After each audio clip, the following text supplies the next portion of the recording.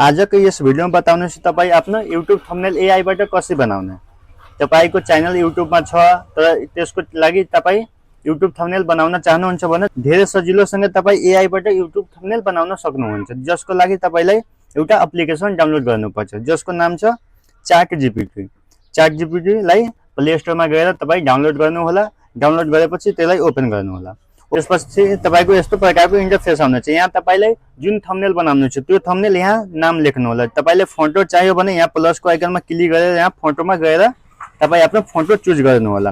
त्यसपछि तपाईको थम्बनेलको जे नाम छ त्यो चाहिँ नाम राख्नु होला। जस्तै मलाई एउटा थम्बनेल बनाउनु छ युट्युब थम्बनेल एआईबाट कसरी बनाउने त्यो यहाँ टाइप गर्नुपर्छ।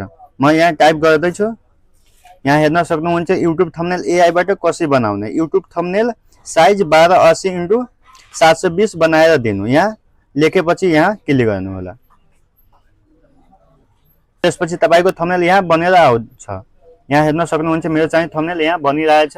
यहाँ चाहिँ हेर्न सक्नुहुन्छ मेरो चाहिँ युट्युब थम्बनेल बनेर रेडी भइहालेछ। तर मलाई यो पिक्चर चाहिँदैन। मलाई आफ्नो पिक्चर यहाँ लगाउनु छ भने यहाँ प्लसको आइकनमा क्लिक गर्छु। त्यसपछि यहाँ फोटोमा चुज गर्छु।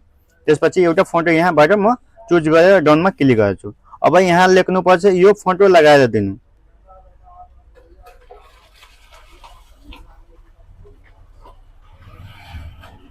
यति मात्र टाइप गरेपछि यहाँ सेन्ड गर्नु होला।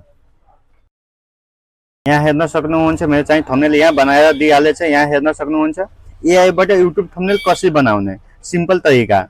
यसरी नै तपाईँ आफ्नो युट्युब थम्बनेल बनाउन सक्नुहुन्छ। अब